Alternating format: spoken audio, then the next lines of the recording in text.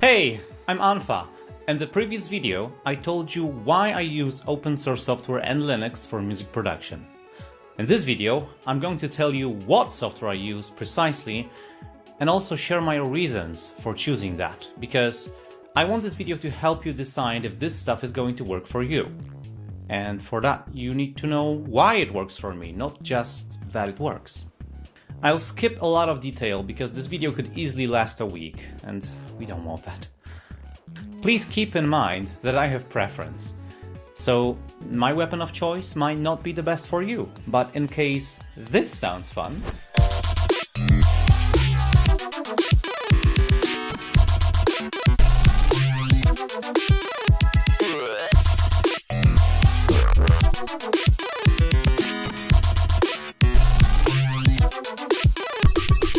my current toolchain might be a great starting point for you.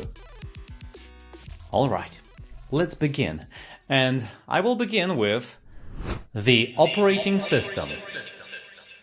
You already know that I'm using Linux for all my work, but the number of Linux distributions is approaching infinity, so that info alone isn't that helpful. In the past, I've been happily using KX Studio Live DVD as my main system. That one is now badly outdated, so I had to switch. For a few years now, I've been running Linux Mint 18.3 with KDE 5. Why did I choose this one? Three main reasons. First, with Linux Mint, I can use both KX Studio repositories and PPAs. KX Studio repositories, I already made 2 videos about these, so let me just say, it's a fantastic source of cutting-edge open source software for audio production. PPAs are personal repositories, usually created by developers to distribute newest versions of their software. I use it for a couple of video tools like OBS and Simple Screen Recorder. Second reason, KDE 5 or Plasma Desktop as it's also called. It's a great looking desktop environment that has a lot of features that I find missing from its alternatives. And third, Linux Mint has a great tool for managing video card drivers. So I was able to install NVIDIA drivers and get CUDA working relatively easy there. Now, it doesn't have really much to do with music production, but I also do graphic design, 3D animation and rendering, and I need this stuff. However, it can also be helpful for playing games. So that's my main reasons for choosing Linux Mint 18.3. However, the problem I'm facing right now is that Linux Mint is no longer shipping with Plasma Desktop. So I'm actually looking for a replacement. I just don't think Cinnamon can replace Plasma in my life. Before I move on to the next section, I would like to discuss a topic known as the Modular Workflow. Now, the Linux audio ecosystem has a lot of standalone programs that can be used together with the JAX server to create a virtual modular environment. It's a bit like having a desk and putting a mixer, some effects, synthesizers, sequencer, and connecting all of that with cables to produce music. Now, this can be a lot of fun, but I think there's one big problem with all modular setups. You can't easily save and load your work, and for me that really kills productivity. I know there are so-called session managers, but I couldn't ever get this stuff to work for me, so I have ultimately decided that whatever I'm going to be using to make music, it has to live inside of a digital audio workstation. Fine! Now we can move on and talk about the digital audio workstation. For many years, I've been making music with LMMS in tandem with Ardor. I've produced multiple full-length albums this way, including the most recent one titled Suppressed. However, in 2017, I finally decided to drop LMMS and focus my workflow entirely on Ardor alone. Why? I made a detailed video comparing the two in the past, so let me just rephrase that real quick. For many years, LMMS was the only integrated music production environment with MIDI editing and sound design capabilities that would suit my needs. LMMS, however, lacked advanced signal routing, LV2 plugin support, audio recording and editing, and other functions that Ardor boasted for years already. In order to be able to do everything I wanted, I had to use both programs together. I used to do it like this. Make instrumentals in LMMS, export a mix, import it into Ardour, add vocals, guitars or extra editing and effects, then export another mix, and finally master all the mixes in a separate Ardour session to produce the final album. However, Ardour was developing its MIDI workflow for quite a few years now, and once I found it has matured enough to be production ready, I've decided to drop LMMS and simplify my workflow. So that's that. The last part of the toolset I want to talk about are the plugins. That's a big one. We're gonna need a few subcategories here. Let's talk about synthesizers first, then we'll move on to effect processors. Hey dude, but what about the samplers? You see, I'm a bit weird in this regard. Other people use drum samples they found on the internet, and I used to do that too back in 2005, but now I synthesize all my drums. So that's why I don't use any sampler. Moving on, the synthesizer plugins. And the synthesizer plugin that I use 95% of the time is Zenfusion. Why? Well, again, it's the most powerful, versatile and modern open source sound synthesizer out there. I dare you to prove me wrong on this. There is something on the horizon that might challenge this, but for now, Zenfusion has almost everything I need. In case you don't know, Zenfusion is a new graphical user interface to ZenatSubFX 3.0. It runs in a single window, it's scalable, it's awesome. It made me work with ZenatSubFX even faster. In case you want to learn the all-user interface, a few years ago I made a long-ass video covering everything in great detail. And also lots of the knowledge will translate to Zenfusion as well, as it's the same synth under the hood. However, if you feel intimidated by ZenatSubFX complexity, I can recommend a few other Libre synthesizers that are not as layered, namely Tal Noisemaker, OBXD, Helm, Oxy FM Synth, and Dext, if you're hardcore. However, know this, that ZenatSubFX can do almost everything that these synthesizers can, and much, much more. So if you're really serious about sound design and you want to use open source stuff, learn ZenatSubFX. But Anfa, you have to recommend me some sampler plugins, please! Alright. Well, I actually use them too when I do more guitar-focused stuff.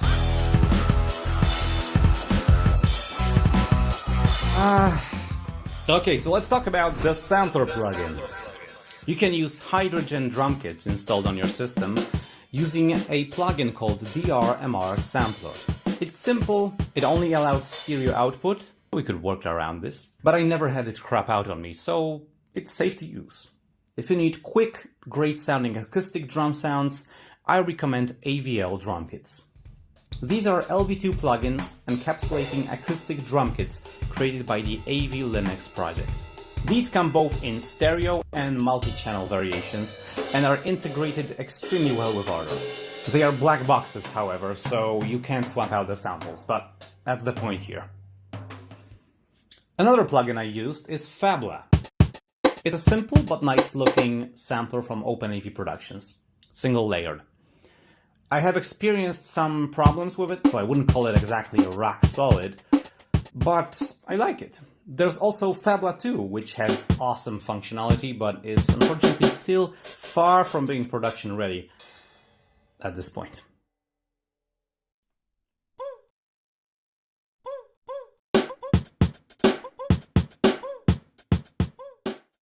I've briefly tried Sample V1 and Drum K V1 from the man behind Q-Tractor. I think these are solid options among LV2 samplers, but again, I haven't worked them too hard, so don't blame me if they disappoint you. There's also some decent looking drum samplers in the LSP bundle. They support velocity layers, stereo or multi-channel output. Again, my experience is very limited, so proceed at your own risk. I'll mention one last drum sampler because it's freaking kick-ass. Drum Gizmo. If you know how to mix acoustic drums from scratch, watch this talk by Bent and you can tap into the amazing drum kits and technology of Drum Gizmo. I am the main developer of Drum Gizmo. 10 years ago when I made it, I had a very specific workflow in mind. My tip, pick a drum kit and read its README file before you start. There's a listing of all the output channels and what they are supposed to be. Without that, you'll be lost. Once you sort that out, you can do stuff like this.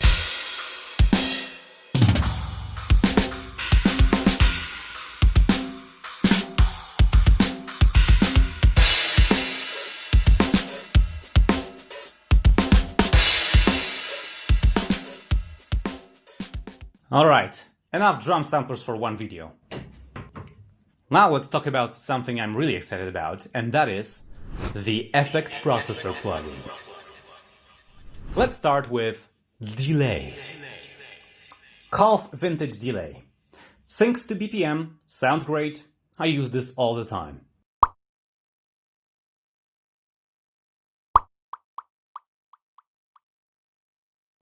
A delay. An Ardor's Lua plugin that can be used for some awesome flanging effects if you automate the delay time in millisecond range.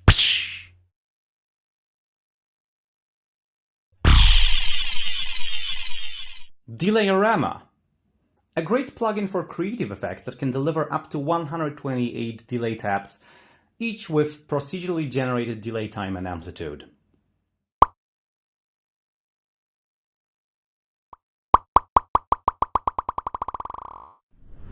Reverbs. Umverb is my favorite right now. Its sound is full and smooth, without that strange tinny character that many synthetic reverbs have. It's also very flexible and it looks nice.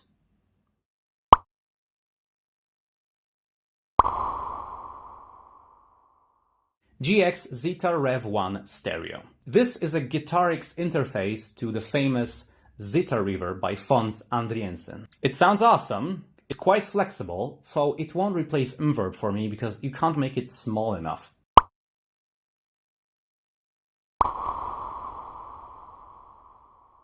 GX Reverb Stereo. This one sounds a lot like a spring reverb, which is very rare among synthetic reverbs. It sounds nice on drums and guitars, so there's not much things to set up here.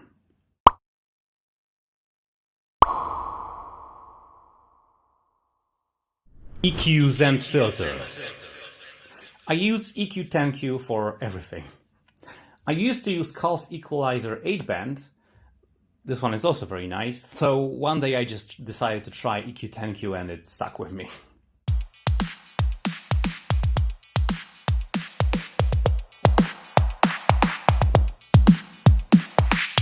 Calf filter. I use this one all the time to reveal sounds with the low-pass modes, or to add motion to my bass patches using notches and bandpass modes.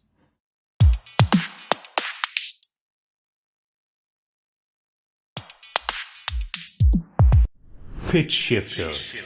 I love MA pitch shift for messing things up, especially when you automate the ratio and window parameters. It creates cool glitchy effects.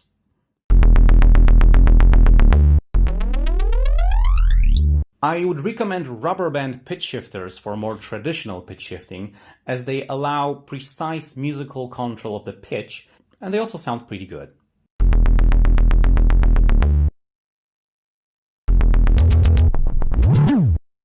For some quick sound butchery, I also like using AM pitch shifter. It can sound very glitchy and bad, and I like that.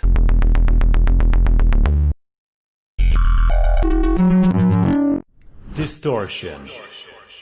Wolf Shaper. I've made 3 videos about this one already. It's extremely flexible and can be used just as well for gentle saturation as for head-splitting distortion.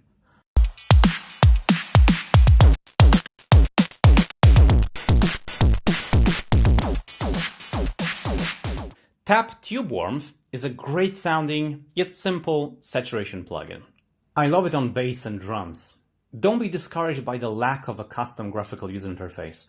Also, Calf Saturator is based on the algorithms of this plugin.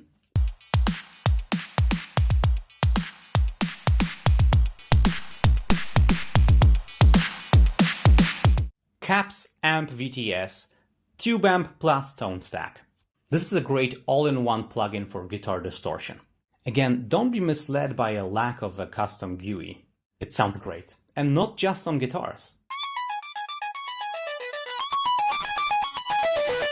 GX Amplifier X. This is a fancy-looking, great-sounding, all-in-one guitar distortion suite with tube, cabinet, and tone stack emulation.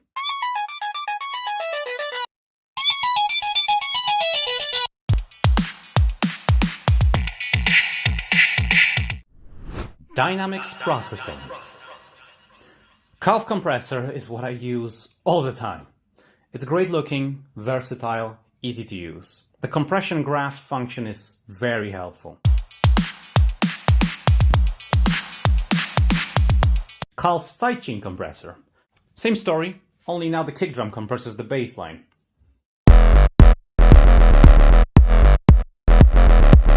Calf limiter. I put this on every master bus I see.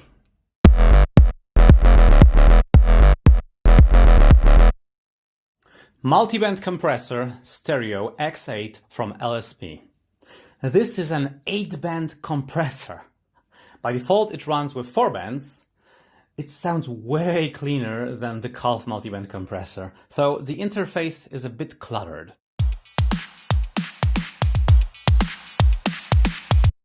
Calf de-esser. I put this on every vocal track, and sometimes on bass and lead tracks as well, if the highs are getting painful at certain notes. There's a neat trick for you. Super smelly shampoo spice. Super smelly shampoo spice. Sidechain gate stereo from LSP.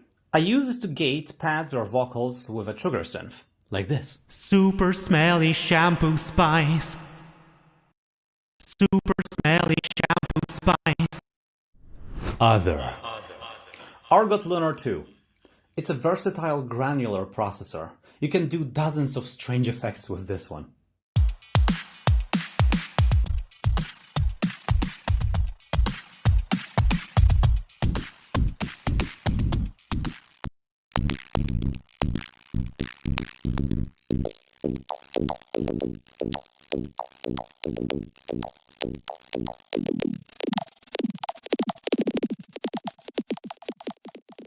Noise repellent. This is a real-time denoising plugin. It has some latency, but Ardor can cope with that. Bad quality voice recording.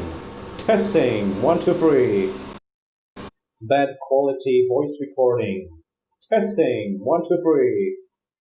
Tal Vocoder 2. This is a simple yet powerful vocoder that won't kill your CPU. Bad quality voice recording. Calf vocoder. A fantastic vocoder that might actually kill your CPU. Bad quality voice recording. Autotune. This one is great for either monitoring your vocal performance quality or fixing it. Super smelly shampoo spice. Super smelly shampoo spice. Or creating these weird synth-like vocal lead lines by using the auxiliary MIDI input.